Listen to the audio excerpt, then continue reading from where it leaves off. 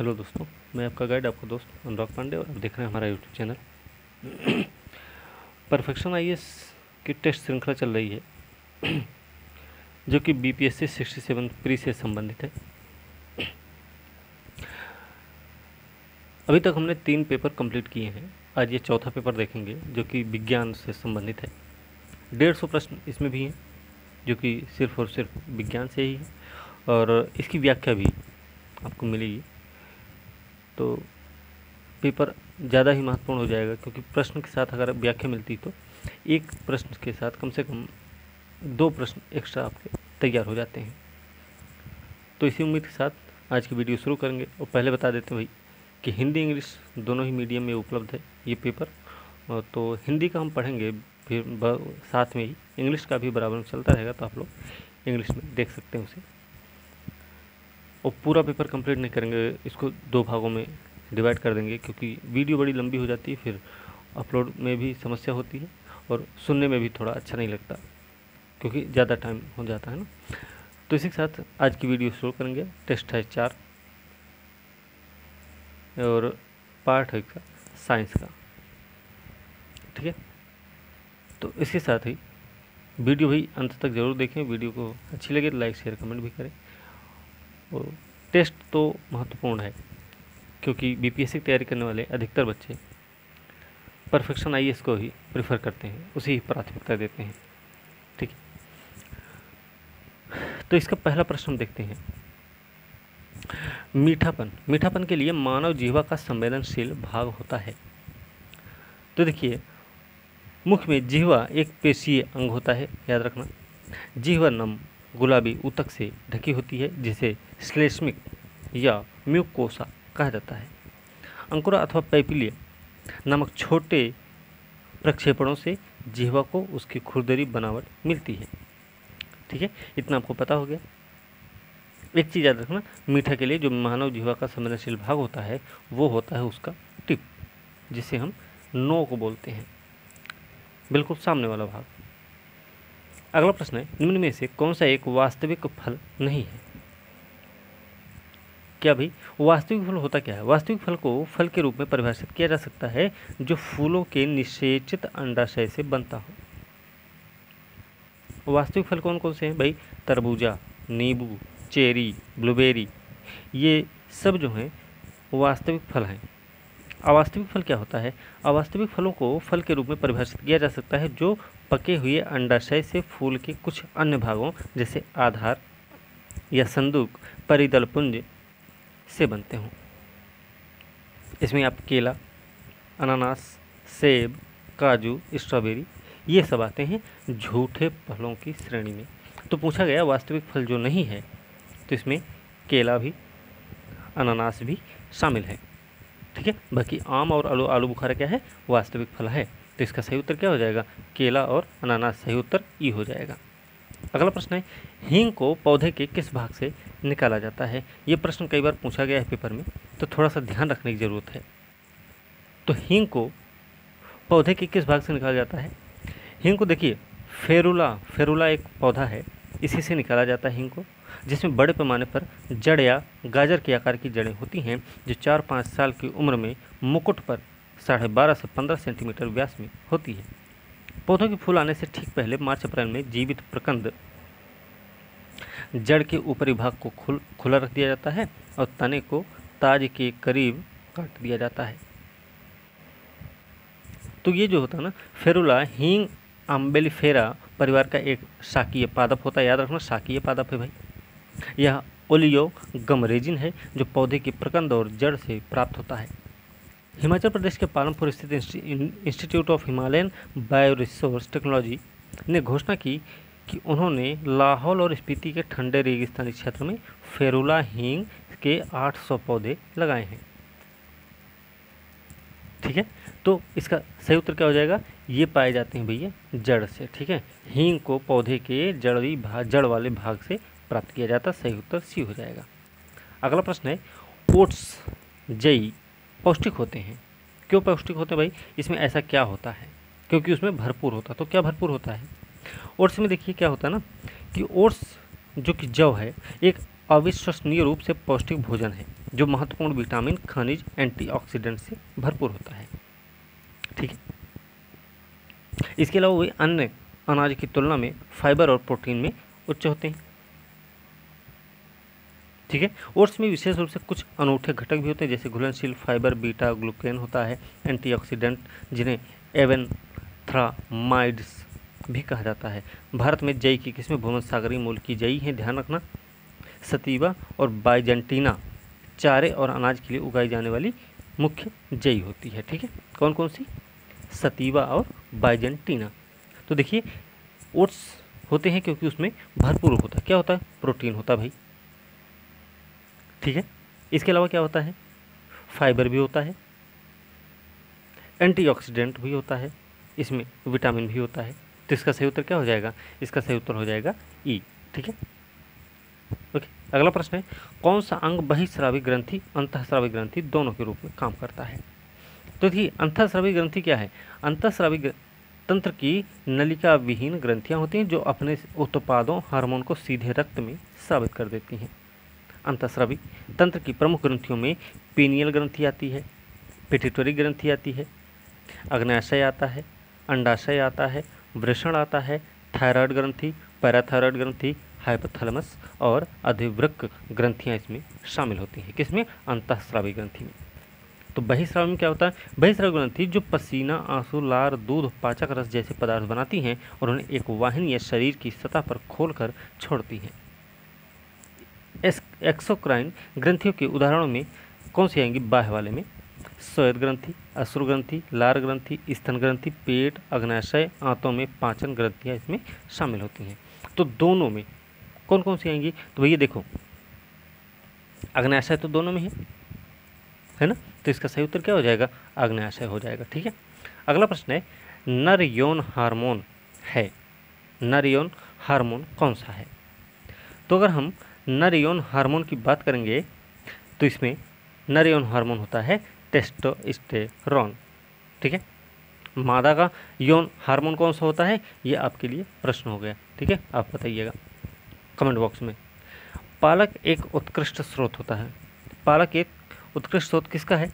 पालक में विटामिन के भी मिलता है भैया, विटामिन ए भी मिलता है, मैग्नीज भी है, फोलेट, कॉपर भी है, विटामिन B2 है, विटामिन B6 भी है, विटामिन ई है, कैल्शियम, विटामिन सी का उत्कृष्ट स्रोत होता है। और याद रखना, पालक जो है ना, लौह आयरन मतलब आयरन का एक बड़ा स्रोत होता है। ठीक है, तो हम अगर देखेंगे इसमें, देखिए विटामिन ए भी है, लौह तत्व भी है, विटामिन के है, मैग्नीज भी है, मैग्नीज तो नहीं है इसका स्रोत। ठीक है, तो इसमें क्या है? ये तीनों तो सही है। ठीक है, तो इसका सही उत्तर क्या हो जाएगा भाई? सही उत्तर हो जाएगा ई, क्योंकि एक से अधिक उत्तर सही है इसके।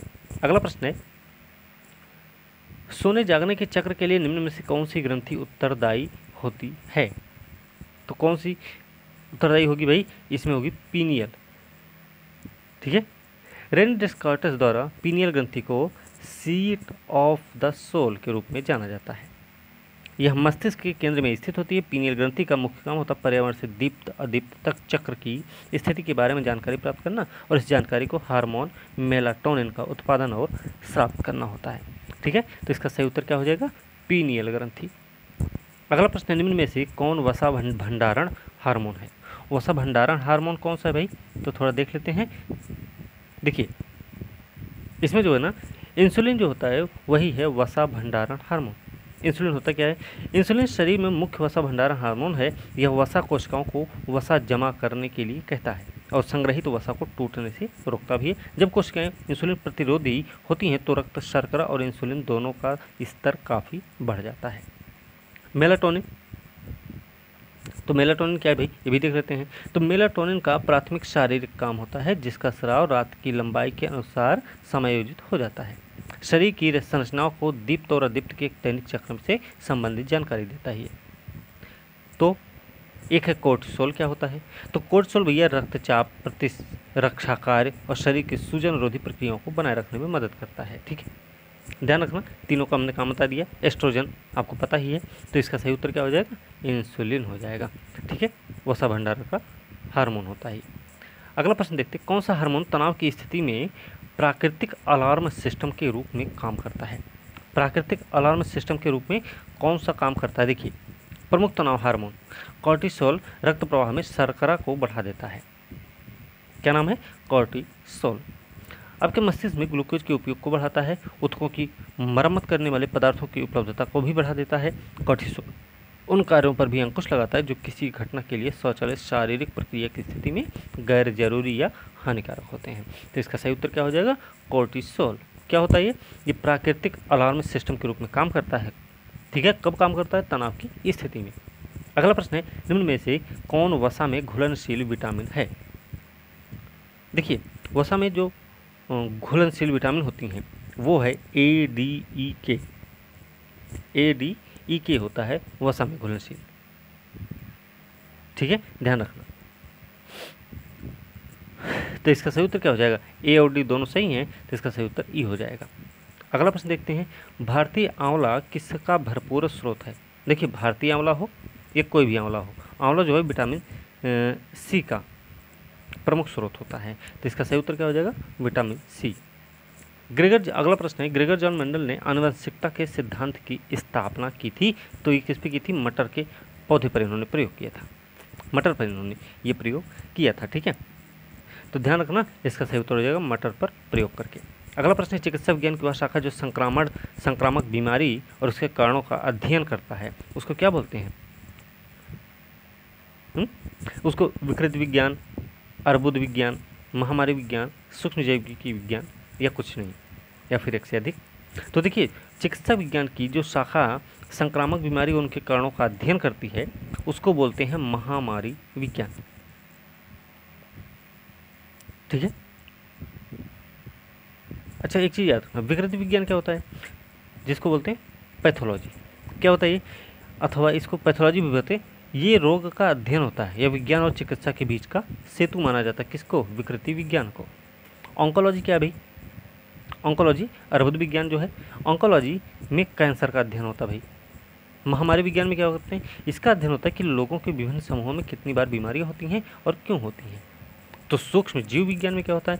सूक्ष्म जीव विज्ञान में सूक्ष्म जीवों जैसे बैक्टीरिया, वायरस, आर्किया, कवक, प्रोटोजोआ का अध्ययन किया जाता है। ये याद रखना, इसका सही उत्तर महामारी विज्ञान हो जाएगा। अगला प्रश्न है, निम्न में से किसे आत्मघाती थैली भी कहा जाता है? तो आत्मघाती थैली किसको कहा जाता है? ये कहा जाता है लाइसोसोम को। क्या है भाई? लाइसोसोम जो होता है ना, साइटोप्लाज्म में समान रूप से वितरित सरल छोटे गोलाकार थैली जैसी संरचनाएं होती हैं। प्रत्येक लाइसोसोम एक झिल्ली से घिरा एक छोटा पुटका होता है और इसमें एंजाइम होते हैं। ये एंजाइम सभी कार्बनिक पदार्थों को वितरित करते हैं या तोड़ने में सक्षम होते हैं। ठीक है, अगला प्रश्न है, निम्नलिखित में से कौन डीएनए के 4 क्षारकों में से एक नहीं है?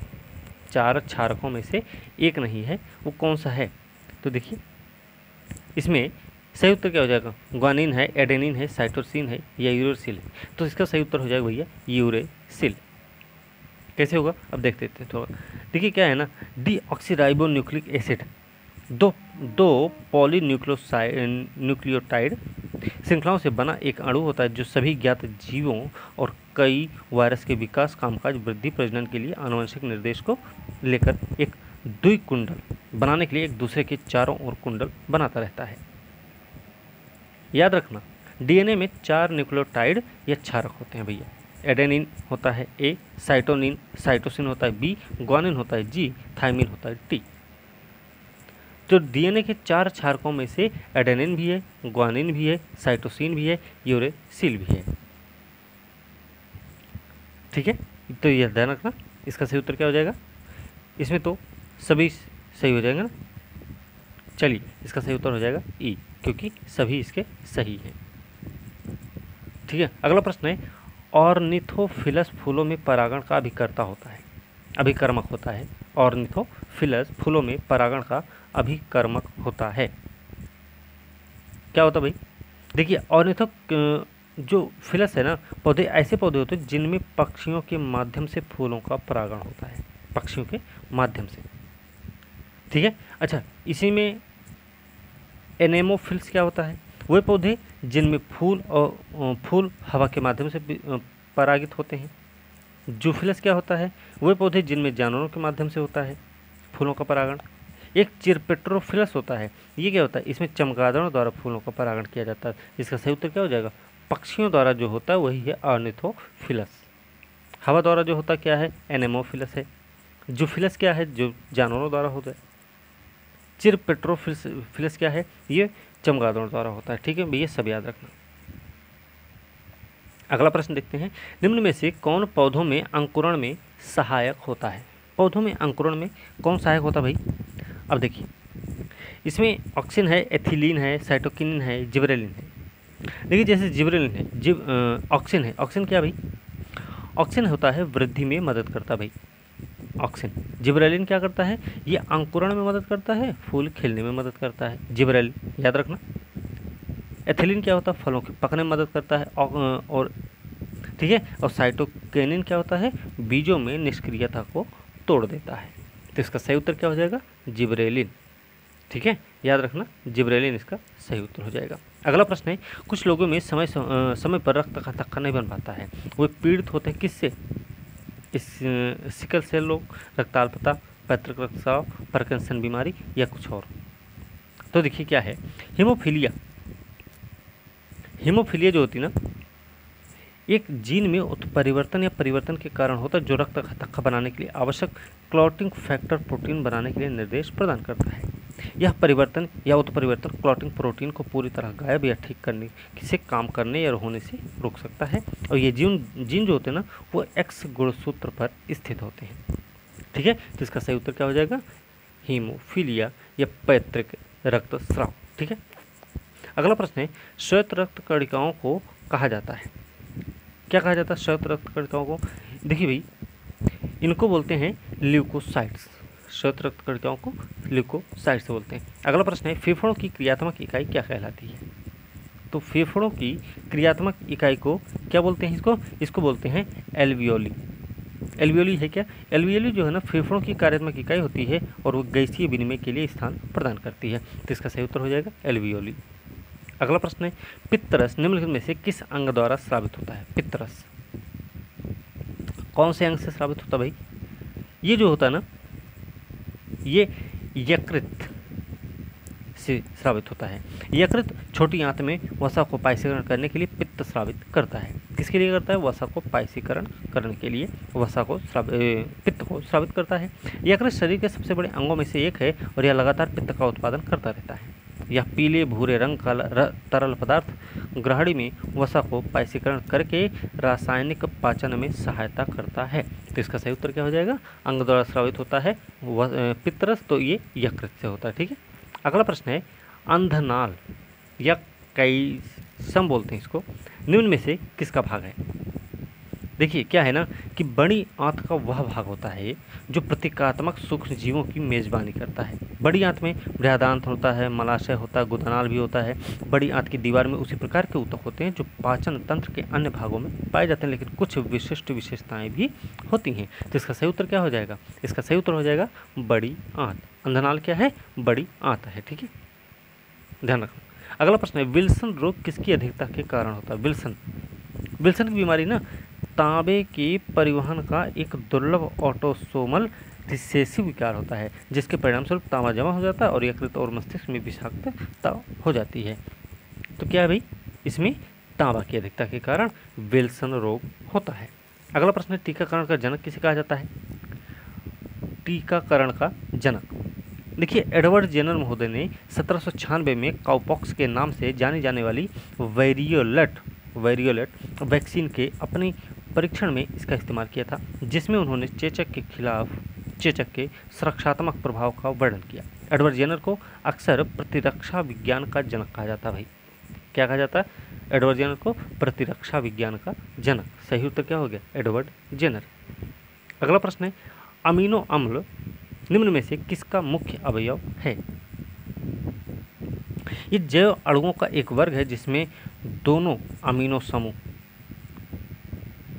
कार्बोक्सिलेट समूह और एक साइड चेन होते हैं। हालांकि सैकड़ों अलग अलग साइड चेन वाले अमीनो अम्ल की पहचान या संश्लेषण किया गया है, केवल 20 अमीनो अम्ल प्रोटीन के सामान्य बिल्डिंग ब्लॉक होते हैं। तो इसका सही उत्तर क्या हो जाएगा, अमीनो अम्ल क्या है, प्रोटीन का मुख्य अवयव होता है। ठीक है, अगला प्रश्न क्या है, कि स्फिग्मोमैनोमीटर का प्रयोग निम्न में से किसको मापने के लिए किया जाता है? देखिए भैया, स्फिग्मोमैनोमीटर जो है इसका प्रयोग रक्तचाप को मापने के लिए किया जाता है, ये सबको पता होगा, इसमें कुछ एक्स्ट्रा बताने की ज़रूरत नहीं है। ठीक है, सही उत्तर बी हो जाएगा। ठीक है, ध्यान रखिएगा। अगला प्रश्न, निम्न में से कौन से युग्म सही सुमेलित नहीं है? देख लेते हैं भाई कौन सा सही सुमेलित नहीं। देखिए क्या है, vitamin C cod liver oil, vitamin D मछली, विटामिन ए गाजर और आयरन मीट और पालक। तो इसमें कौन सा सुमेलित नहीं है? तो vitamin C cod liver oil में नहीं होता है। ठीक है, ये होता है विटामिन डी का मुख्य स्रोत। सही उत्तर हो गया सी, सही उत्तर ए हो जाएगा। ठीक है, विटामिन सी। ओके, चलिए आगे चलते हैं। निम्न में से किस विटामिन को थायमिन के नाम से जाना जाता है? थायमिन कहा जाता है उसे, तो किसे कहा जाता है भाई? थायमिन एक विटामिन होता है जिसे विटामिन B1 भी कहते हैं हम सब, थायमिन को। ठीक है, याद रखना, विटामिन B1 कई खाद्य पदार्थों में पाया जाता है जिनमें खमीर, अनाज, बीन्स, मेवा और मांस शामिल होता है। ठीक है, तो इसका मतलब है, इसका सही उत्तर हो जाएगा B1। अगला प्रश्न है, विटामिन रेटिनॉल की कमी से कौन सा रोग होता है? विटामिन रेटिनॉल की कमी से कौन सा रोग होता है? देखिए, विटामिन ए की कमी से होता है बच्चों में अंधापन, त्वचा रोग हो जाता है, विकास मंदता हो सकती है, याद रखना। ठीक है, विटामिन ए की कमी से है ये, तो इससे विटामिन ए की कमी से क्या हो जाएगा? रतौंधी होगी। Vitamin B berry vitamin B1 की कमी से होता है, जिसे हम थायमिन, विटामिन B1 को थायमिन भी कहते हैं, याद रखना। पेलाग्रा एक, इसमें क्या है? पेलाग्रा एक ऐसी बीमारी होती है भाई जो तब होती है जब किसी व्यक्ति को पर्याप्त नियासिन मतलब बी कॉम्प्लेक्स विटामिन में से एक है या ट्रिप्टोफैन एक एमिनो एसिड होता है, ये नहीं मिलता है। ठीक है, इसका सही उत्तर क्या हो जाएगा? इसका सही उत्तर हो जाएगा रतौंधी। अगला प्रश्न है, कौन सा युग्म सही सुमेलित है? तो देखिए भाई, टोकोफेरॉल क्या है? Vitamin A. ठीक है, फाइलोक्विनोन ये क्या है भाई? ये होता है विटामिन के। फॉलिक एसिड जो होता है ये विटामिन B9 होता है। बायोटिन क्या होता है फिर? बायोटिन होता है विटामिन B7। तो इसका सही उत्तर क्या हो जाएगा? टोकोफेरॉल, विटामिन ई होता है। ठीक है, चलिए अगला प्रश्न है, निम्न में से किस विटामिन को नियासिन के नाम से जाना जाता है? नियासिन के नाम से जाना जाता है। देखिए, नियासिन क्या है? विटामिन B3 के रूप में भी जाना जाता है इसको। नियासिन को विटामिन B3 के रूप में भी जाना जाता है। यह एक सूक्ष्म पोषक तत्व है जिसका उपयोग आपका शरीर उचित चयापचय तंत्र के कार्य और एंटीऑक्सीडेंट सुरक्षा के लिए करता है। ठीक है, तो इसका सही उत्तर क्या होगा? Vitamin B1। ओके, अगला प्रश्न है, निम्नलिखित में से कौन सा विटामिन शरीर में संचित नहीं किया जा सकता है? कौन सा विटामिन शरीर में संचित नहीं होता भाई? देखिए, इसमें क्या है? एस्कॉर्बिक अम्ल है, बायोटिन है, नियासिन है, फॉलिक अम्ल है। तो इसमें कौन सा शरीर में संचित नहीं होता, ये हमें देखना है। तो इसमें देखिए क्या है, विटामिन जो बी कॉम्प्लेक्स है ना, विटामिन और विटामिन सी जल में घुलनशील होते हैं जो शरीर में जमा नहीं होते हैं। तो कौन कौन से? विटामिन बी और विटामिन सी, और हर दिन इनका सेवन करना चाहिए। खाद्य भंडारण तैयारी के दौरान ये विटामिनों आसानी से क्या होते हैं? नष्ट हो जाते हैं या समाप्त भी हो जाते हैं। ठीक है, अच्छा, विटामिन सी है जिसको हम एस्कॉर्बिक अम्ल बोलते हैं, इसका उपयोग आहार पूरक के रूप में किया जाता है जब आहार में एस्कॉर्बिक अम्ल की मात्रा पर्याप्त नहीं होती है। ठीक है, तो ध्यान रखना, एस्कॉर्बिक अम्ल इसका इसमें जाएगा, और एक होगा विटामिन बी। विटामिन बी को क्या बोलते हैं भाई? विटामिन बी कई खाद्य पदार्थों में पाया जाता है। फोलेट के मानव निर्मित रूप को फोलिक अम्ल कहते हैं। ठीक है, तो एस्कॉर्बिक अम्ल हो जाएगा और फोलिक अम्ल हो जाएगा। ठीक है, तो मतलब क्या है, इसमें दो ऑप्शन सही हैं जो कि शरीर में संचित नहीं होते हैं, तो इसका सही उत्तर क्या हो जाएगा? ई हो जाएगा। अगला प्रश्न है, मानव शरीर में विटामिन डी संग्रहित होता है। मानव शरीर में जो विटामिन डी होता है ना, ये आहार से प्राप्त होता है भाई, जिसमें वसा युक्त मछली मुख्य स्रोत होती है, या यूवीबी एक्सपोजर के बाद त्वचा में उत्पादन से प्राप्त होता है। इसकी उत्पत्ति के बावजूद प्रसंचरण में प्रवेश करने वाला विटामिन डी या तो यकृत में 25 हाइड्रोक्सी विटामिन डी में हाइड्रोक्सीलेटेड होता है या फिर मुख्य रूप से वसा ऊतक में संग्रहित हो जाता है। तो इसका सही उत्तर क्या हो जाएगा? वसा ऊतक में। ठीक है ना? तो इसका सही उत्तर क्या हो गया? वसा ऊतक में, वसामय ऊतक में। ठीक है, चलिए अगला प्रश्न क्या है? किस प्रकार के ऊतक शरीर के विभिन्न भागों को एकीकृत करते हैं और अंगों को सहारा तथा सुरक्षा प्रदान करते हैं? भाई देखिए, इसमें संयोजी ऊतक जो होता है ना, ये विभिन्न भागों को, शरीर के विभिन्न भागों को एकीकृत करता है और अंगों को समर्थन सुरक्षा भी देता है। ठीक है, तो इसका सही उत्तर क्या हो जाएगा? संयोजी ऊतक। ठीक है, अगला प्रश्न क्या है?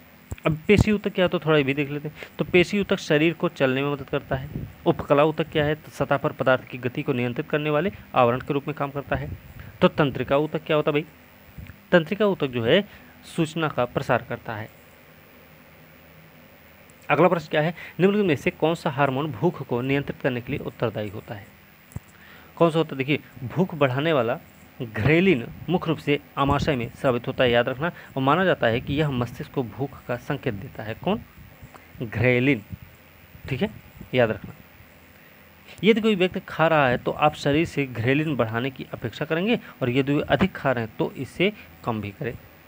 इंसुलिन रक्त से, ठीक है, तो घ्रेलिन इसका सही उत्तर हो जाएगा। कुल मिला के सही उत्तर हो गया घ्रेलिन। इंसुलिन क्या काम करता है भाई? इंसुलिन जो होता है ना, रक्त से ग्लूकोज लेने के लिए यकृत और मांसपेशियों तथा वसा कोशिकाओं को संकेत देकर रक्त शर्करा के स्तर को नियंत्रित करने में मदद करता है इंसुलिन। अगला प्रश्न है, डीएनए संरचना होती है। डीएनए संरचना क्या होती है भाई? डीएनए या डीऑक्सीराइबो न्यूक्लिक एसिड मनुष्यों और लगभग सभी अन्य जीवों में वंशानुगत पदार्थ होता है। पहली चीज, वंशानुगत पदार्थ है। किसी व्यक्ति के शरीर की लगभग हर कोशिका का डीएनए एक जैसा ही होता है। डीएनए में जानकारी 4 रासायनिक क्षारकों से बने कोड के रूप में होती है, जैसे एडेनिन है, गुआनिन है, साइटोसिन है, थायमिन है। तो डीएनए क्या है? डीएनए जो है ना, एक द्विकुंडलीय, याद रखना, द्विकुंडलीय होता है, जो शुगर फॉस्फेट मेरुदंड से जुड़े युग्म द्वारा बनता है। तो इसका सही उत्तर क्या हो जाएगा? द्विरज्जुकीय कुंडली। अगला प्रश्न क्या है? मानव में गुणसूत्रों के कितने जोड़े होते हैं? देखिए, 23 जोड़ा होता है गुणसूत्र का। सही उत्तर ए बी हो जाएगा। ठीक है, इसमें कुछ पढ़ने की जरूरत नहीं है। लास्ट में याद रखना है कि 23वां जोड़ा जो होता है, ये यौन का क्रोमोसोम पुरुषों महिलाओं के बीच भिन्न होता है। ठीक है, याद रखना है इसका 23वां जोड़ा। अगला प्रश्न है, द्राक्षा कृषि, विटीकल्चर क्या है भाई? एक व्यापक शब्द है जिसमें अंगूर की खेती, सुरक्षा, फसल की कटाई, ये सब शामिल होती है, जहां संचालन आउटडोर में होता है। ठीक है, द्राक्षा क्षेत्र या अंगूर बागान जो होता है ना, वाइन मेकिंग, किशमिश, टेबल अंगूर, गर्मादक अंगूर के रस के लिए उगाई जाने वाली अंगूर वाली लताओं का एक बागान होता है।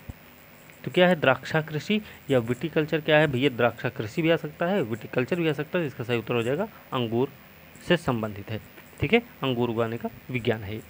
अगला प्रश्न है, मानव शरीर का सामान्य रक्तचाप कितना होता है? ये सबको पता होगा, बहुत सिंपल प्रश्न है। 120 या 80 होता है।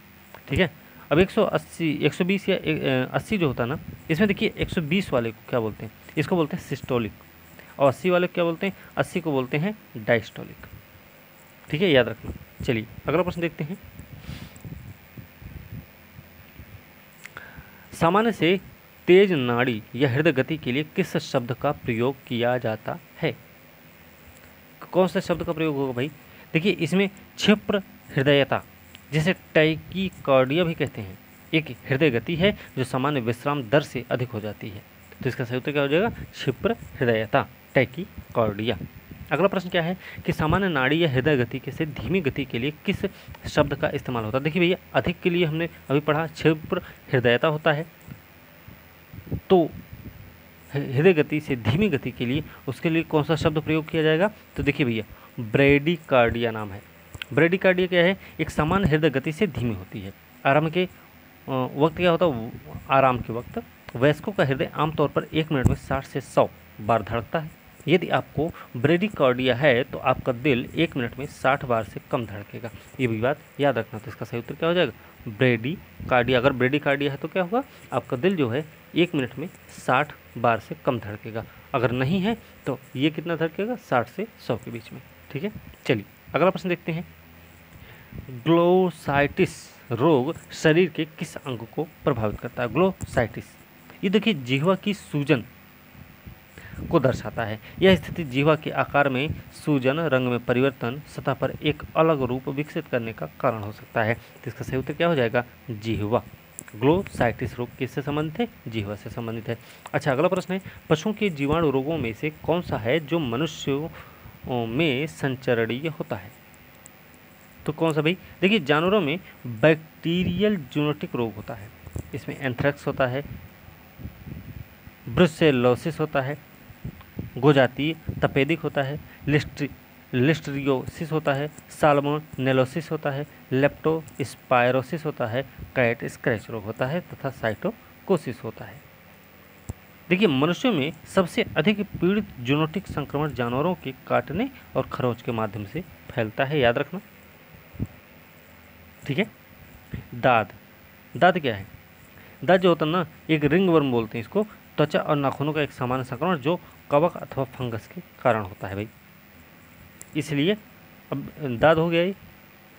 ठीक है, तो अब देखिए इसमें क्या सही होगा? एंथ्रेक्स भी हो सकता है, रेबीज भी होगा, कुत्ता काटेगा रेबीज होता है, ब्रूसिलोसिस भी होता है। तो इसका सही उत्तर क्या हो जाएगा? ई, क्योंकि एक से अधिक उत्तर इसका सही है। अगला प्रश्न है, लार में निम्नलिखित में से कौन सा एंजाइम मौजूद होता है? लार ना, लार में जो मिलता है ना वो मिलता है एमाइलेज। ठीक है, लार में क्या मिलता है? एमाइलेज मिलता है, एंजाइम होता भाई, जिसे हम टाइलिन भी कहते हैं। एमाइलेज को ही हम क्या बोलते हैं? टाइलिन बोलते हैं। तो भैया टाइलिन नहीं हो तो एमाइलेज, एमाइलेज ना हो टाइलिन, दोनों एक ही है। ठीक है। अगला प्रश्न, भोजन का पाचक प्रारंभ होता है। ये देखिए UPPCS 2021 का प्रश्न रहा है कि भोजन का पाचन प्रारंभ होता कहाँ से? तो भोजन का पाचन मुख में ही शुरू होता है। ठीक है, तो इसका सही उत्तर हो जाएगा वैसे तो मुख गुहा। ओके, चलिए अगला प्रश्न है, निम्न में से कौन पुष्प के नर प्रजनन अंग होते हैं? पुष्प के नर प्रजनन अंग कौन होते हैं ये हमें बताना है। देखिए क्या है, एक पौधे के प्रजनन भाग के रूप में एक फूल में पुंकेसर जो कि नर फूल भाग है, और या स्त्री केसर जो मादा फूल भाग होता है। तो पुंकेसर क्या है? पुरुष है, पासे पुंकेसर पासे पुरुष, स्त्री केसर स्त्री दिया गया है तो स्त्री मादा हो गया। ठीक है, या फिर दोनों साथ ही बाह्य भाग पंखुड़ी मधुरस ग्रंथियां जैसे सहायक भाग इसमें होते हैं। ठीक है, तो इसमें पुंकेसर जो होता है ना वो नर प्रजनन अंग होता है। इसका सही उत्तर बी हो जाएगा। अगला प्रश्न है, मस्तिष्क का दूसरा सबसे बड़ा भाग कौन सा है? भैया पहला तो सबको पता होगा, लेकिन दूसरा कौन सा होता है सबसे बड़ा भाग? देखिए मस्तिष्क का जो दूसरा सबसे बड़ा भाग है वो उसको बोलते हैं अनुमस्तिष्क, जिसको हम बोलते हैं सेरिबेलम। अनुमस्तिष्क दूसरा सबसे बड़ा भाग है और इसको सेरिबेलम भी बोलते हैं। ठीक है, सेरिबेलम देखिए समझ गया ना, सेरिबेलम या अनुमस्तिष्क। ओके, इसका सही उत्तर बी हो जाएगा। अच्छा देख लेते हैं थोड़ा प्रमस्तिष्क या सेरिब्रम भी दिया गया कि क्या होता है। तो सेरिब्रम या मस्तिष्क क्या, प्रमस्तिष्क क्या होता है? मस्तिष्क का सबसे ऊपरी भाग होता है, इसमें एक केंद्रीय विदर द्वारा विभाजित दो गोलार्ध होते हैं। सेरिब्रम में ही मस्तिष्क के प्रमुख लोब होते हैं। ठीक है, और यह इंद्रियों से जानकारी प्राप्त करने, अर्थ देने के साथ साथ शरीर को नियंत्रित करने के लिए उत्तरदायी भी होता है।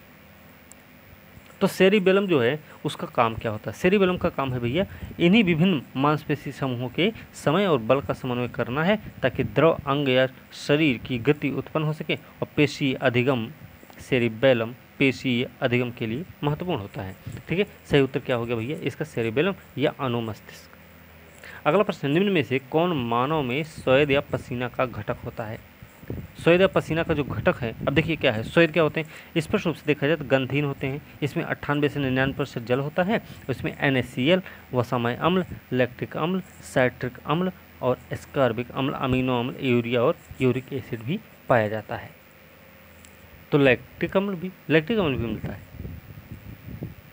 ठीक है, लैक्टिक अम्ल भी मिलता है, यूरिया भी मिल रहा है, अमीनो अम्ल भी मिल रहा है इसमें। ठीक है, तो भैया सब कुछ इसमें मिल रहा है, सोडियम क्लोराइड भी, तो NaCl भी मिलता है। तो इसका सही उत्तर क्या हो जाएगा? सभी इसके सही हो जाएंगे। अगला प्रश्न है, लाल रक्त कोशिकाओं का औसत जीवन कितना होता है? लाल रक्त कोशिकाओं का जो औसत जीवन होता है वो 120 दिन का होता है। सही उत्तर बी हो जाएगा। अगला प्रश्न है, मानव रक्त में आरबीसी और डब्ल्यूबीसी का अनुपात कितना है? तो ये कितना होता भाई, देखते हैं। देखिए, श्वेत रक्त कोशिकाएं या ल्यूकोसाइट्स जिसको बोलते हैं, ये लाल रक्त कोशिकाओं की तुलना में कम संख्या में होती है। कौन? श्वेत रक्त कोशिकाएं। ज़्यादा होता है लाल रक्त और कम होता है श्वेत रक्त। अनुपात क्या होता है? 600 या 700 में 1 डब्ल्यूबीसी होता है।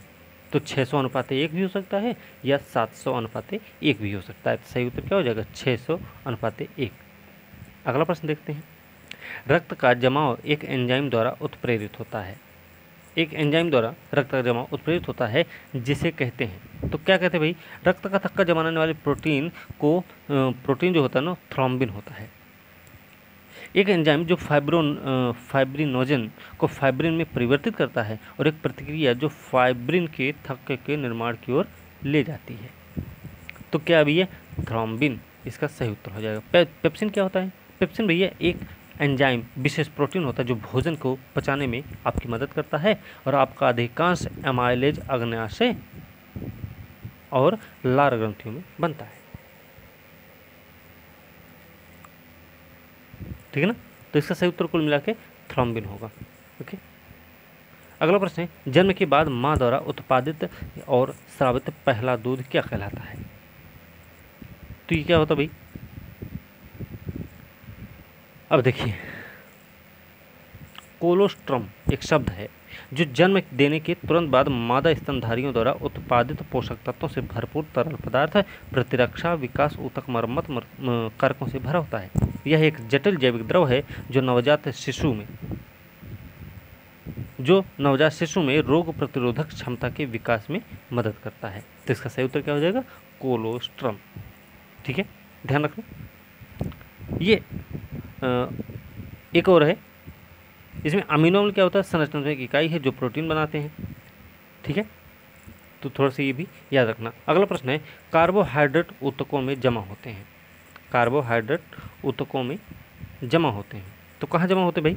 देखिए, कार्बोहाइड्रेट हम खाते हैं तो हमारा शरीर क्या करता है? इसे ग्लूकोज नामक शर्करा के रूप में बदल देता है, जिसका उपयोग ऊर्जा के रूप में हम करते हैं। ग्लूकोज बदले में ग्लाइकोजन में बदल जाता है जो शर्करा का एक रूप होता है। इसे हमारी मांसपेशियों और यकृत द्वारा क्या किया जाता है? आसानी से संग्रहित किया जा सकता है। ठीक है, यह जानवरों और मनुष्यों में ग्लूकोज और कार्बोहाइड्रेट का प्रमुख भंडारण रूप है, यकृत और मांसपेशी। ठीक है, इसका सही उत्तर क्या हो जाएगा भाई? तो इसका सही उत्तर हो जाएगा ग्लाइकोजन। ठीक है, ग्लाइकोजन होता है, सही उत्तर हो जाएगा। अगला प्रश्न, निम्न में से किस तेल में लिनोलेइक अम्ल नहीं होता? लिनोलेइक अम्ल किसी तेल में नहीं होता, तो उसका सही उत्तर क्या हो जाएगा? देखो, लिनोलेइक जो अम्ल है ना, एक पॉली अनसेचुरेटेड आवश्यक वसामय अम्ल होता है जो ज़्यादातर पौधों के तेल में पाया जाता है। लिनोलेइक अम्ल जो है आहार में प्रमुख N6 पॉली अनसेचुरेटेड वसामय अम्ल है और हम इसे वनस्पति तेलों जैसे क्या? सूरजमुखी, कुसुम, सोयाबीन, मक्का और कैनोला तेलों के साथ साथ नट्स और बीजों से प्राप्त कर लेते हैं। तो किससे किससे मिलता भैया? ये किससे किससे मिल रहा? तो सूरजमुखी से मिलता है, कुसुम से मिलता है, सोयाबीन से मिलता है।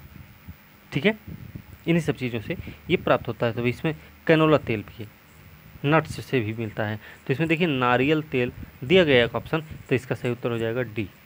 इसमें लिनोलेइक अम्ल नहीं होता है। 1 मिनट, ठीक ना? हाँ, चलिए अगला प्रश्न है, दांतों और हड्डियों के निर्माण के लिए निम्न में से कौन सा तत्व आवश्यक होता है? तो भैया इसके लिए कैल्शियम जरूरी होता है ना, तो इसका सही उत्तर क्या हो जाएगा? कैल्शियम। वैसे अगर देखा जाए ना, तो हड्डियों के निर्माण की प्रक्रिया में calcium, protein, magnesium, phosphorus, vitamin D, potassium, fluoride जैसे पोषक तत्वों की पर्याप्त निरंतर आपूर्ति की आवश्यकता होती है। ठीक है, तो इसमें सही उत्तर क्या हो जाएगा? लोहा का नाम लिया है नहीं हमने, तो पोटेशियम है, मैग्नीशियम है, कैल्शियम है, इन सब का हमने नाम लिया भी है।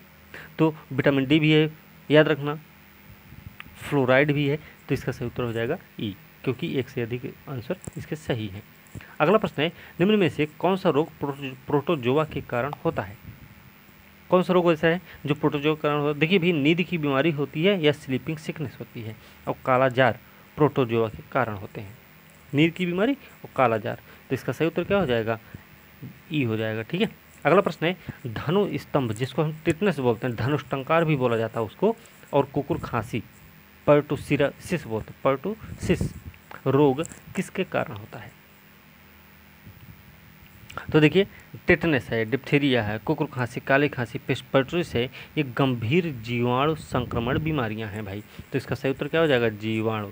ठीक है। अगला प्रश्न है, हड्डियों के ट्यूमर को जाना जाता है, हड्डियों के ट्यूमर को किस और नाम से जाना जाता है? तो इसमें देखिए, हड्डियों के ट्यूमर को ऑस्टियोसारकोमा कहा जाता है। क्या कहा जाता है? ऑस्टियोसारकोमा। ठीक है, हड्डियों के ट्यूमर को कहा जाता है। अगला प्रश्न है, कोशिका का खोजकर्ता कौन है? देखिए, कोशिका का जो खोजकर्ता है ना, अगर देखा जाए तो कोशिका की खोज सबसे पहले रॉबर्ट हुक महोदय ने 1665 में की थी। इसका वर्णन उन्होंने, पुस्तक है उनकी, ग्राफिया में दिया था। तो नाम क्या है? नाम है रॉबर्ट हुक। कब किए थे? 1665 में। ठीक है, इतना याद रखना। अच्छा, एक कार्ल लिनियस भी हैं। ये कौन है भाई? ये जो है टैक्सोनॉमी अर्थात जीवों, पौधों, जानवरों, बैक्टीरिया, कवक की पहचान, नामकरण, वर्गीकरण के विज्ञान में अपने कार्य के लिए प्रसिद्ध हैं। कार्ल लिनियस नाम है। तो इसका सही उत्तर क्या हो जाएगा? रॉबर्ट हुक, जिन्हें कोशिका का खोजकर्ता कहा जाता है। अगला प्रश्न है, दुनिया की पहली टेस्ट ट्यूब बेबी का जन्म हुआ था।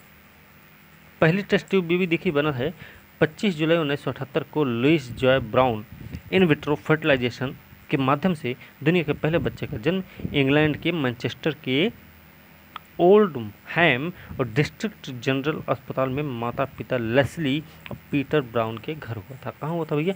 लंदन में हुआ था। लंदन मतलब ब्रिटेन में हुआ था। ठीक है, सही उत्तर हो जाएगा बी, 1978, याद रखना। ठीक है। अगला प्रश्न है, अच्छा नाम भी याद रखना। नाम क्या भाई? नाम है इनका लुइस जॉय ब्राउन। ठीक है, चलिए 1978। अगला प्रश्न, निम्न में से किसे कोशिकाओं का प्रोटीन कारखाना कहा जाता है? कोशिकाओं का प्रोटीन कारखाना कहा जाता है राइबोसोम को। ये सबको पता होगा प्रश्न, है ना। चलिए अगला प्रश्न देख लेते हैं।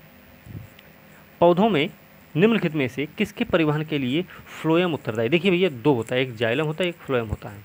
जा से जाइलम, जा से जल, फा से फ्लोएम, फा से फल। तो खाना पीना वाला काम करता होगा ना फ्लोएम, और जाइलम क्या करता है? जल, पानी वानी वाला काम करता है। तो फ्लोएम जो है ना, भोजन के लिए उत्तरदायी होता है, समझ रहे? तो इसका सही उत्तर क्या हो जाएगा? भोजन हो जाएगा। ठीक है। अच्छा, फ्लोएम होता क्या है? फ्लोएम एक संवहनी ऊतक है जो खाद्य पदार्थों को पत्तियों के पौधों के अन्य भागों तक पहुंचा देता है। पौधों में खनिज, जल, जाइलम कोशिकाओं के माध्यम से, जाइलम के माध्यम से खनिज और जल दोनों पत्ते तक पहुंचते हैं। ठीक है, ध्यान रखना। अगला प्रश्न है, प्याज और लहसुन की विशिष्ट तीखी जो गंध होती है ना, किसके कारण होती है? क्या गंधक के कारण, फ्लोरीन, नाइट्रोजन, ऑर्गन के कारण होती है? तो इसमें देखिए, इसमें जो लहसुन और प्याज में गंध होती ना, वो होती है गंधक के कारण। ठीक है। अगला प्रश्न क्या है, अस्थि मृदुता किस विटामिन की कमी से होता है? देखिए, अस्थि मृदुता जो है ना, विटामिन डी की कमी से होता है। बस समझ रहे? इसको हम ऑस्टियोमलेशिया भी कहते हैं, याद रखना। विटामिन डी मतलब पर्याप्त धूप ना मिले तो ऐसा हो सकता है। तो इसका सही उत्तर हो जाएगा विटामिन डी। ठीक है। अगला प्रश्न है, पायरिडॉक्सिन प्रतिपिंड जो एंटीबॉडी के उत्पादन में सहायता करता है, जो मौजूद होता है। पायरिडॉक्सिन क्या करता है? प्रतिपिंड के उत्पादन में सहायता करता है, जो मौजूद होता है। तो कहाँ मौजूद होता है ये? अब देखिए, विटामिन B6 जिसे पायरिडॉक्सिन कहते हैं, विटामिन B6 को क्या बोलते हैं? पायरिडॉक्सिन। ये भोजन में प्रोटीन और कार्बोहाइड्रेट से ऊर्जा का उपयोग और भंडारण में शरीर का मदद करता है। ठीक है। यह कुछ खाद्य पदार्थों जैसे अनाज, बीन्स, सब्जियां, सैल्मन, खमीर, पनीर, यकृत, मांस, अंडे में पाया जा सकता है। तो सैल्मन में भी मिलेगा, खमीर में भी मिलेगा, अंडा में भी मिलेगा, पनीर में भी मिलेगा। तो इसका सही उत्तर क्या हो जाएगा? ये हो जाएगा। पायरिडॉक्सिन क्या है? विटामिन B6, याद रखना। विटामिन B6 का नाम क्या है? दूसरा नाम है पायरिडॉक्सिन। अगला प्रश्न है, मानव के लिए पोटेशियम की औसत दैनिक आवश्यकता कितनी होती है? तो भाई देखिए, स्वस्थ वयस्क पुरुष के लिए पोटेशियम की पर्याप्त मात्रा होती है 3400 मिलीग्राम प्रतिदिन। स्वस्थ वयस्क महिलाओं के लिए 2600 मिलीग्राम प्रतिदिन होती है। ठीक है, तो इसमें याद रखना, इसका सही उत्तर हो जाएगा 6 ग्राम, है ना।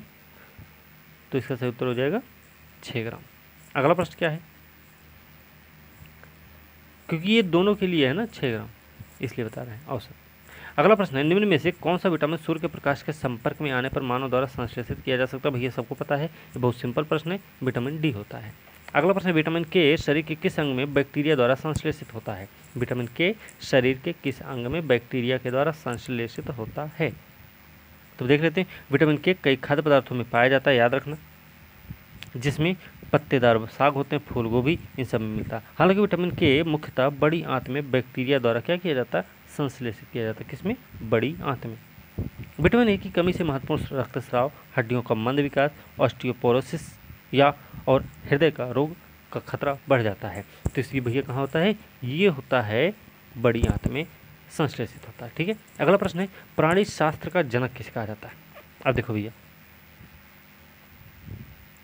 प्राणी शास्त्र का जनक कहा जाता है अरस्तु को। ठीक है, इन्होंने विविधता, संरचना, जानवरों के व्यवहार, जीवित जीवों के विभिन्न भागों के विश्लेषण, वर्गीकरण विज्ञान की शुरुआत के बारे में बड़ी मात्रा में इन्होंने जानकारी दी थी। प्राणी शास्त्र के जनक जो कि अरस्तु हैं।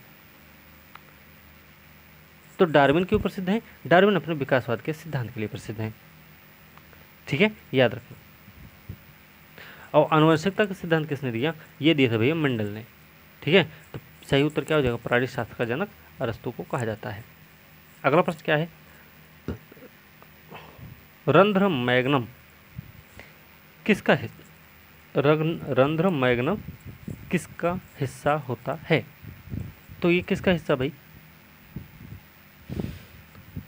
देखिए, जो रंध्र मैग्नम होता है ना, ये नितंब अस्थि मतलब हिप बोन होता है, हिप बोन का हिस्सा होता है। मतलब रंध्र जो कि फोरमैन मैग्नम का अर्थ होता है लैटिन में ग्रेट होल। मानव और कई अन्य जानवरों में खोपड़ी के पश्च कपाल हड्डी में फोरामेन मैग्नम एक बड़ा अंडाकार खुला भाग होता है।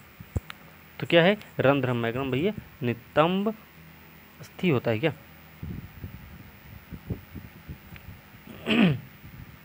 खोपड़ी का भाग है। ठीक है, नितंब अस्थि नहीं, एक खोपड़ी का भाग होता है, हिप का नहीं, खोपड़ी का भाग है। ठीक है, अगला प्रश्न है, निम्न में से कौन से प्रोकैरियोटिक कोशिका में उपस्थित नहीं रहता? प्रोकैरियोटिक कोशिका में जो उपस्थित नहीं रहता उसका नाम है झिल्ली युक्त केंद्रक।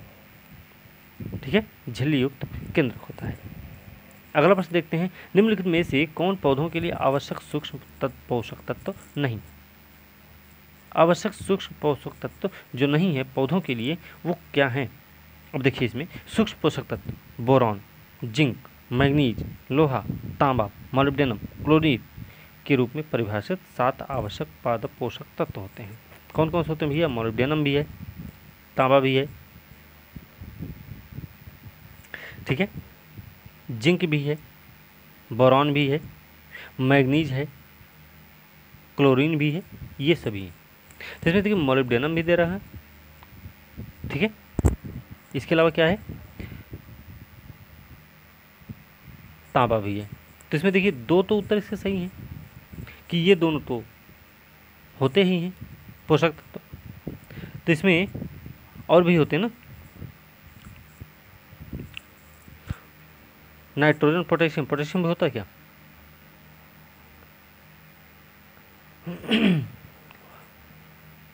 ठीक है, चलिए, तो इसका सही उत्तर क्या हो जाएगा? ई हो जाएगा। ओके, क्योंकि पोटेशियम और नाइट्रोजन ये दोनों इसके पोषक तत्व नहीं होते हैं। तो इसका सही उत्तर क्या हो जाएगा? ई हो जाएगा। अगला प्रश्न क्या है, निम्नलिखित में से कौन सी रक्त कोशिका प्रतिरक्षी उत्पादन में शामिल होती है? प्रतिरक्षी उत्पादन में जो शामिल होती है, जो एंटीबॉडी बी कोशिकाओं द्वारा जारी प्रोटीन होते हैं जो विशिष्ट एंटीजन के खिलाफ लक्षित और काम करते रहते हैं। ये बी कोशिकाएं एक प्रकार की लिम्फोसाइट्स हैं। ठीक है, लिम्फोसाइट्स हैं और इसलिए इन्हें कहा जाता है बी लिम्फोसाइट्स। तो बी लिम्फोसाइट्स जो होती है वो रक्त कोशिका प्रतिरक्षी उत्पादन में शामिल होता है। इसका सही उत्तर हो जाएगा ए। अगला प्रश्न है, निम्न में से कौन विभिन्न पर्यावरणीय समस्याओं के कारण उद्योगों के स्थान को निषेध या प्रतिबंधित करता है? पढ़ने वाली समस्याओं का कारण। अब देखिए, पर्यावरण समस्याओं का कारण EPA अधिनियम लाया गया था 1986 में। इसकी धारा है 3 क्लॉज 2 क्लॉज V। केंद्र सरकार को उन क्षेत्रों को प्रतिबंधित करने का अधिकार देता है जिन पर कोई उद्योग संचालन नहीं किया जाएगा या फिर कुछ सुरक्षा उपायों के अधीन किया जाएगा। तो सही उत्तर क्या हो जाएगा? केंद्र सरकार। ये कब आया था भैया? ये आया था भाई 1986 में। अगला प्रश्न क्या है? अगला प्रश्न, निम्नलिखित टाइगर रिजर्वों में से क्रिटिकल टाइगर हैबिटेट के अंतर्गत सबसे बड़ा क्षेत्र कौन सा है? देखिए, क्रिटिकल टाइगर हैबिटेट के संदर्भ में सबसे बड़ा सर्वाधिक क्षेत्र वाला टाइगर रिजर्व नागार्जुन सागर श्रीशैलम है। ये कहाँ भैया? ये है भैया आंध्र प्रदेश तेलंगाना के 5 जिले। कौन कौन से हैं? कुर्नूल, प्रकाशम, गुंटूर, नलगोंडा और महबूबनगर। तो इसका सही उत्तर क्या हो जाएगा? सी हो जाएगा। ठीक है, आज की वीडियो हम यहीं पे समाप्त कर दें क्योंकि बहुत बड़ी वीडियो हो जाएगी। तो इसी के साथ आज की वीडियो हम यहीं पे समाप्त करेंगे और इसका एक और भाग बना देंगे। ठीक है, तो इसी के साथ आज की वीडियो यहीं पे समाप्त करेंगे। अगली वीडियो के साथ कल मिलते हैं। तब तक के लिए धन्यवाद और बड़े से अच्छे से पढ़ते रहिए, मस्त रहिए, खुश रहिए, बिंदास रहिए सब लोग और पेपर में अच्छा परफॉर्मेंस करिए। इसी के साथ, इसी उम्मीद के साथ आज की वीडियो हम यहीं पे समाप्त करेंगे और अगली वीडियो के साथ कल मिलते हैं। तब तक के लिए धन्यवाद।